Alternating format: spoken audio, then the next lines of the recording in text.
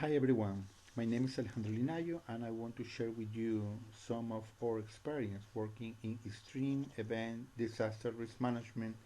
in Latin America and in the To start, I think that could be interesting to mention that even today, disasters that most affect our region and also our planet are those that are related with hydroclimatic extreme events. Additionally, available databases of regional and national historic disaster suggest that within this group that we call extreme hydroclimatic events, the highest level of frequency and impact of disasters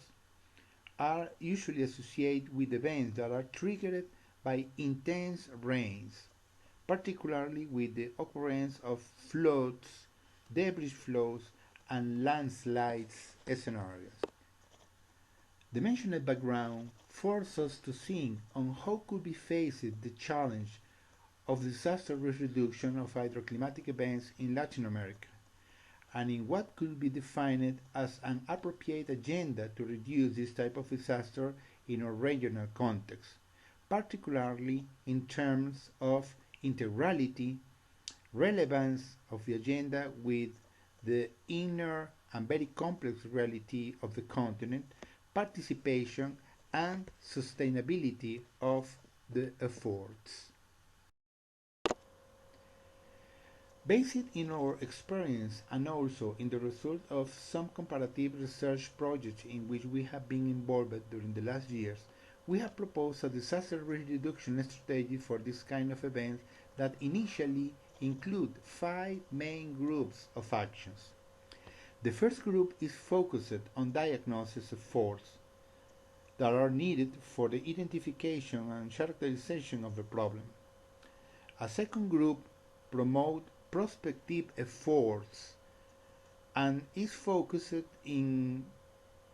identify actions that could be promoted today to avoid the potential construction of future disaster risk scenarios. These actions are usually related with urban and land planning and management, laws and regulation for a better territorial occupation, education, and similar activities. A third group of action is focused in corrective efforts and intervention that could reduce the risk of disaster that already exists in this moment, and to this belong the construction of infrastructure for floods and debris flow control, erosion minimization, sediment retention, etc. A fourth group of action is focused on social and institutional preparatives and response in case of potential disaster, and these activities usually are focused in the promotion of early warning systems. Finally, there is a fifth group of transversal actions that promotes efforts to improve institutional strengthening, and the sustainability and quality control of the efforts. Based in previous strategy, we have worked in the past in some regional projects with the purpose to measure the integrality of national efforts and agendas that have been promoted in Latin America and in the Caribbean to reduce the impact of disaster associated with floods and debris flows. In here you can see some outputs of this kind of projects. There are two aspects that I would like to share with you about our experience working on disaster risk reduction of different kind in our region. Initially, it's important to say that in most of our countries it's possible to evidence that a lot of work has been done to characterize different aspects of disaster risk scenarios, and the products of these efforts are usually very solid, very good,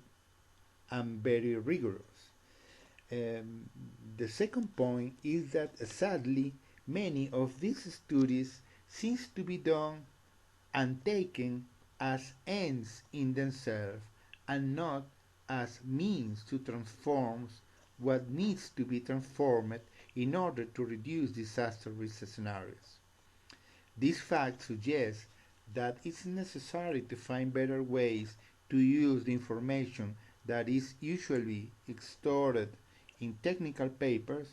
in order to use it for the definition of better public policies. Finally, another huge challenge that needs to be faced to promote disaster risk reduction in our continent is related with the level of inequity and the anarchy occupation patterns that can be found in almost all our countries. About this,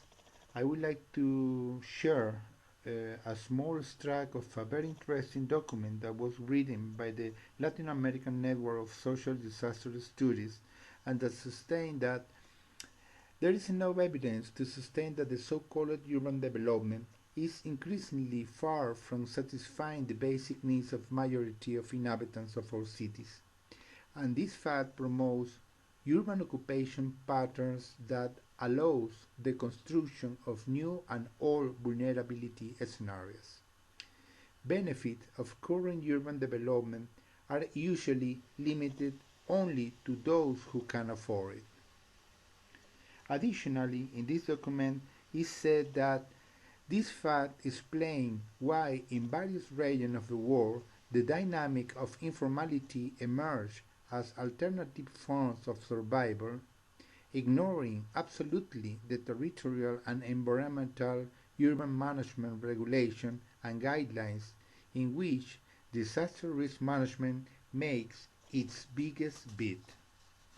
It can be concluded from this analysis that disaster risk reduction efforts in our context needs to find more and better innovative ways to intervene these particular and very complex local scenarios of disaster urban risk. Of course, that it's not possible to offer magic solution to these huge challenges that need to be faced when disaster risk reduction is promoted in our region. In any case, I would like to mention in this last slide three specific experiences in what could be called a non-traditional force to promote disaster risk reduction and in which we have been working during the last years. The first experience is related with the use of social vulnerability and social perception of local risk studies and maps that have been done as part of integral disaster risk evaluation of urban spaces that have shown us uh, its utility to identify soft problems and to define better strategies of social and institutional intervention of those spaces. A second experience that can be seen in the center of the screen is the use of new technologies to promote social access and easy social access to available knowledge of risk scenarios